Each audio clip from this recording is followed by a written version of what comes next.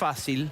Figurita difícil como entrevistado es Jorge Remes Lenikov, que acaba de presentar, si usted me permite, en este libro. Permiso, Jorge. Sí, sí.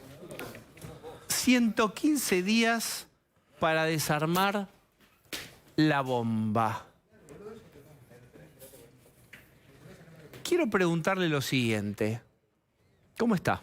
Muy bien, gracias. Durante mucho tiempo usted sabe que recibió pedidos de notas. Argentina es pródiga en crisis. Usted está asociado a un momento crítico también y, bueno, todo el mundo queriendo entrevistarlo.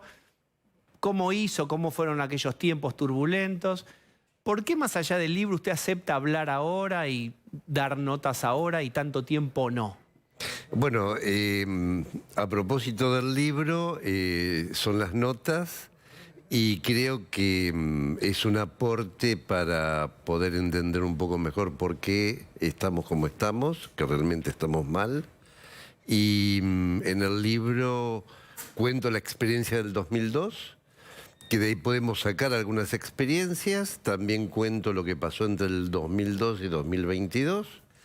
Y después analizo el comportamiento de la dirigencia política y qué cosas debería entender o analizar sobre la economía.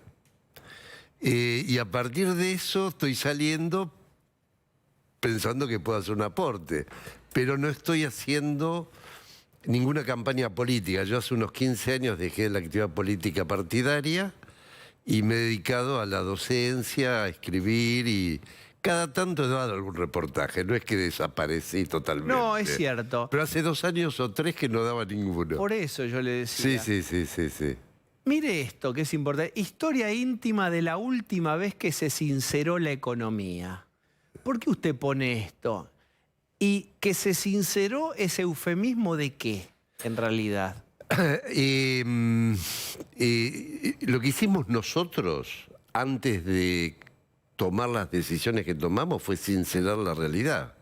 Dijimos cómo estábamos y qué es lo que había que hacer, que por supuesto había medidas antipáticas. Sí, usted estuvo desde enero Desde el 3 2002 de enero hasta abril, hasta fin de abril. sus 115 días. Claro, exactamente. Pero a usted le tocó un trabajo, voy a decirlo, shock.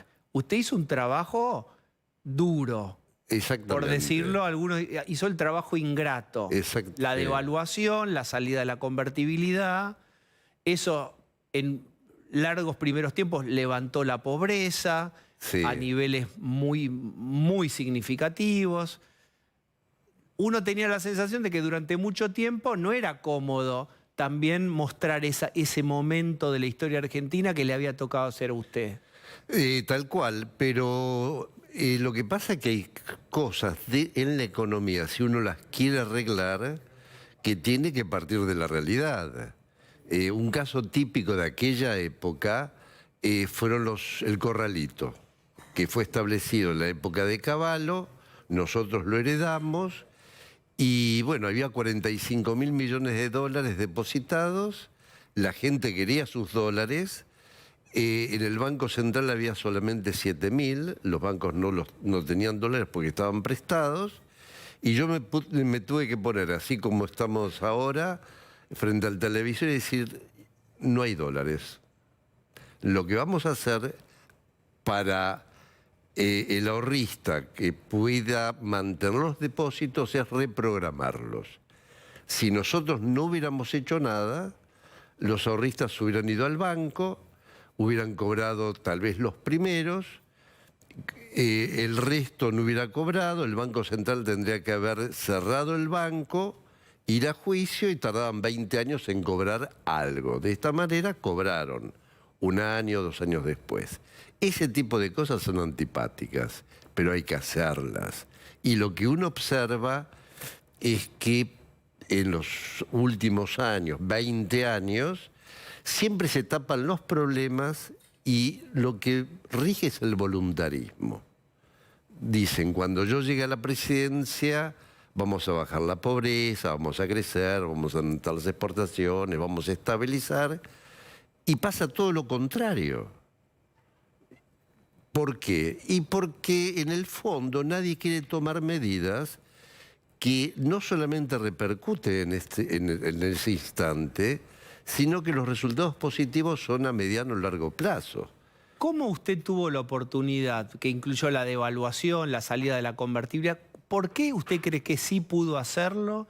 Y en los últimos 20 años, si usted quiere, con excepciones, en general no se pudo hacer. ¿Usted tuvo apoyo político, disciplinamiento social en el conurbano? ¿Cómo se toleró esa medida que llevó, creo que hasta el 60 y pico % de la pobreza? ¿Cómo A ver, nosotros en el año 98 comenzamos a trabajar en un programa económico.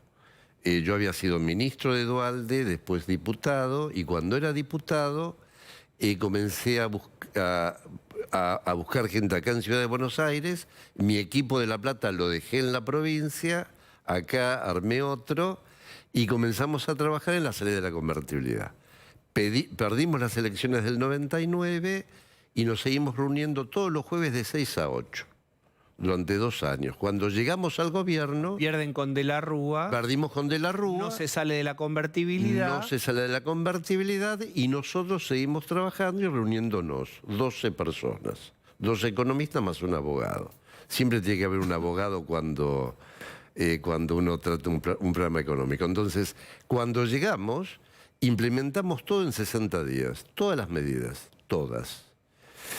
Ahora, ¿por qué? Primero está el acuerdo Duhalde-Alfonsín. Esto fue crucial. El día 31 de la mañana, 31 de diciembre del 2001. Esto permitió tener mayoría en el Parlamento, tanto en Senado como en diputados. Después teníamos, y yo personalmente, muy buena relación con la Unión Industrial Argentina y con la CGT. Y no tuvimos conflictos. Pero yo creo que hubo un entendimiento... Para salir de la convertibilidad teniendo que devaluar, por supuesto. Bueno, de hecho, la convertibilidad ya había estallado en diciembre, sí, porque el dólar en el mercado de Montevideo estaba 2 por 1. Pero yo creo que se tomó conciencia de que estábamos en una situación muy grave. Y el váyanse todos y que no quede ninguno permitió hacer una política de shock. Hicimos una política de shock. Entonces, la pobreza tuvo un pico por la devaluación. La devaluación fue del... 1,140, ¿no? 1,140 salimos, pero al no tener dólares no pudimos mantener esa paridad y liberamos el mercado de cambios, que es lo único que uno puede hacer cuando no tiene dólares. Y a fin de ese mes de enero comenzó a subir... el juicio a la Corte, la verdad que fue un desatino. La Corte abrió el corralito, hubo más pesos para ir a comprar más dólares. Y llegamos a una inflación, bueno, la devaluación fue de 350%, una monstruosidad. Y la inflación llegó al 10% en el mes de abril. Después el tipo de cambio comenzó a bajar porque fue un overshooting. Y a fin de año, el último trimestre del año, la inflación era 3% anual. ¿Ahí tuvo reclamos del peronismo, de la CGT o de otros partidos políticos de cómo están con este plan levantando tanto la pobreza, la inflación? Yo tenía experiencia política porque venía de la provincia de Buenos Aires y había sido ministro de Cafiero y de Duhalde. Por eso que la idea básica era hacer todo rápido. ¿Por qué? Porque uno conoce el paño, digamos, y yo sabía que si comenzaba a vislumbrarse la salida, iban a venir los reclamos.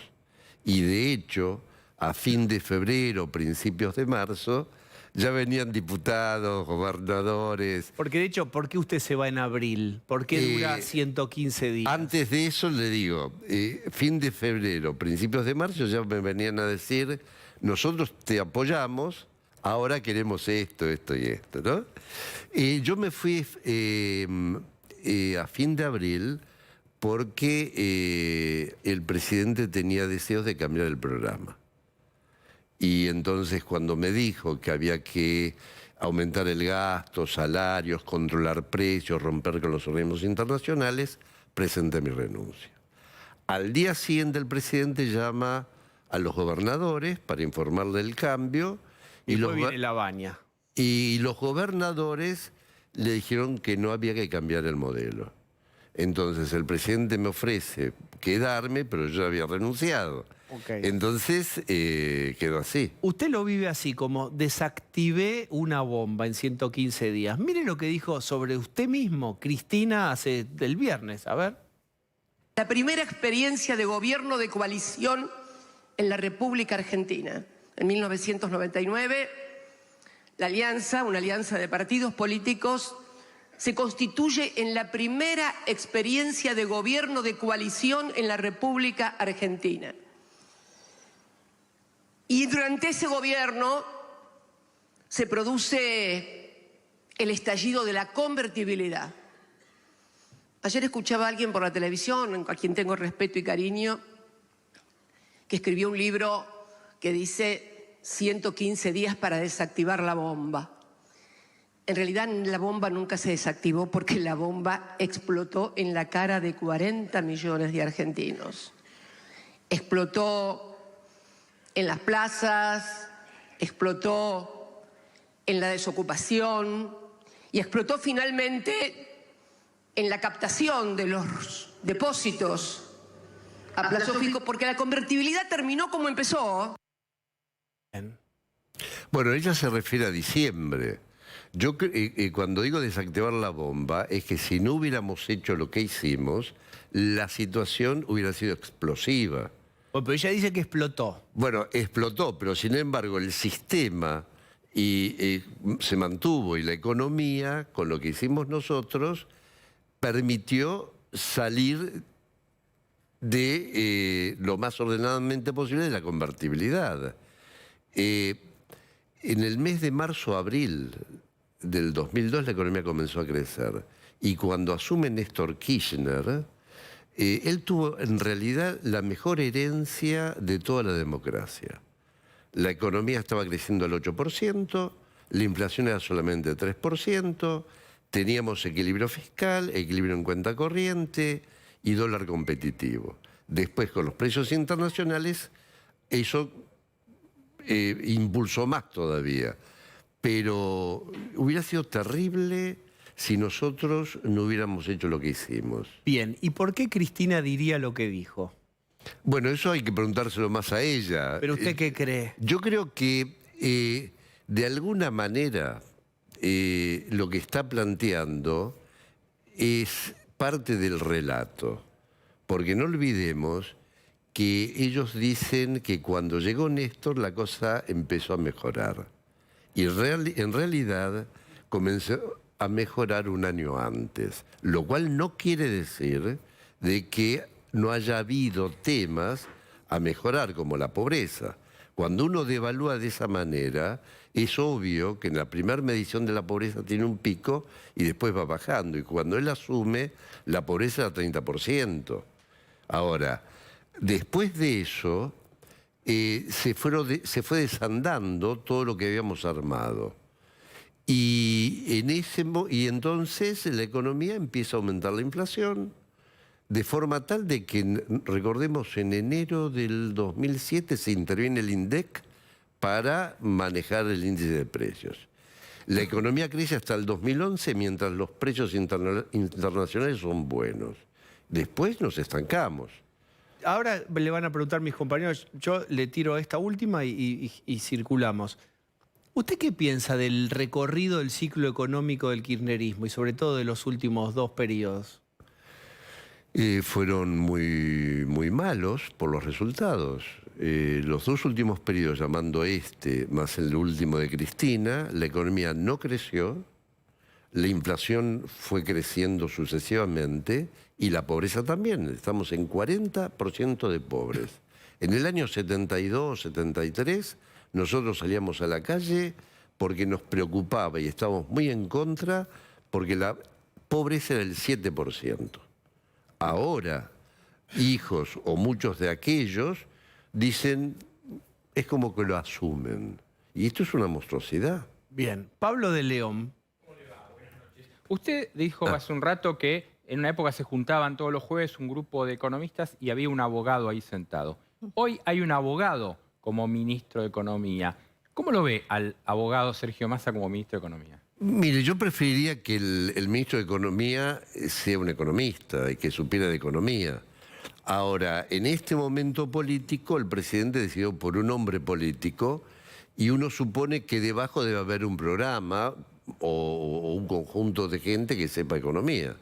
¿Y lo ve usted eso? Pero el problema empieza, en el caso del presente, cuando asume Alberto Fernández.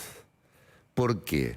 Recordemos que Alberto Fernández dijo al momento de asumir que primero iba a negociar la deuda externa, después hacer el presupuesto y después un programa económico, aunque él no creía mucho en los programas económicos. Metodológicamente es exactamente lo inverso. Primero hay que hacer un programa económico, después el presupuesto y después negociar la deuda. Cierto es que en estos años no hemos tenido ningún programa económico consistente, un programa económico integral que tenga en cuenta las variables fiscal, monetaria, cambiaria, salarios, tarifas. Algo que cierre en sí mismo y por más que al principio pueda tener problemas porque hay que reacomodar las variables, después permita crecer. Va a terminar esta presidencia sin ningún crecimiento y con una inflación del 130, 140% y con un 40% de pobres. Es mala la realidad y yo creo que el ministro de Economía lo único que puede hacer es tratar de que esto no explote antes de diciembre, digamos, es tratar de llegar a diciembre. Pero vamos a llegar en situaciones muy, muy difíciles. No nos olvidemos que este presidente, como cualquier otro anterior, se prepara para gobernar y cambiar una realidad heredada que es mala. Entonces, no puede decir sistemáticamente que lo que nos pasa es culpa del otro, porque él se preparó para cambiar esa herencia del otro. Bien, está Adrián Ventura. Remes, hagamos un ejercicio hipotético. Suponemos que en diciembre la situación económica va a ser esta o un poquito peor, o apenas mejor. ¿Cuáles son las medidas que usted aconsejaría? No importa, presidente, hagamos un ejercicio teórico. ¿Cuáles son las medidas que usted aconseja para desactivar la bomba y en cuánto tiempo? ¿Se puede desactivar en 3 meses, en 115 días o se necesita un año de medidas? Yo puedo dar algunos lineamientos. No puedo dar medidas porque no estoy trabajando en un programa económico alternativo. Claro.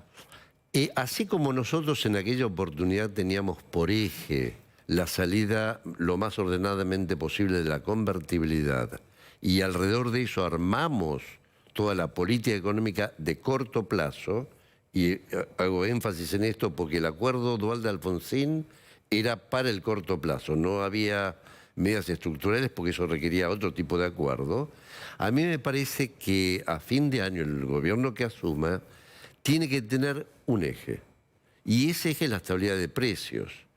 Alrededor de eso uno tiene que armar la estrategia. Y digo un objetivo porque la situación que va a llegar el próximo gobierno, no va a haber pesos genuinos, no va a haber dólares, va a haber mucha pobreza. Uno no puede imaginarse una política en diciembre próximo que permita hacer todo lo que nos está faltando. Pero por algo hay que empezar. Y creo que la estabilidad es central porque es lo que va a permitir mantener los ingresos familiares y que las empresas... Porque dice usted, un solo eje que es los precios. Bueno, lo primero que hay que hacer, hay que hacer un programa integral, ¿verdad? Pero dentro de eso, seguramente, lo primero que va a haber que hacer es sincerar los precios relativos.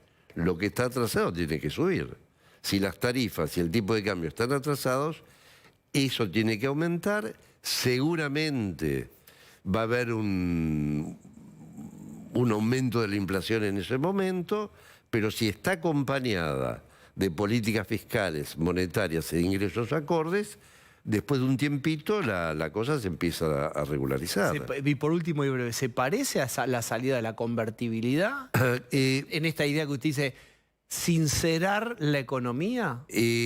Cada crisis tiene sus particularidades, es como las personas, todos tenemos 2 ojos, orejas, etcétera, pero somos distintos. Aquella crisis tiene sus particularidades, esta tiene otra. Yo no puedo decir si esta es peor o mejor que aquella. Bien.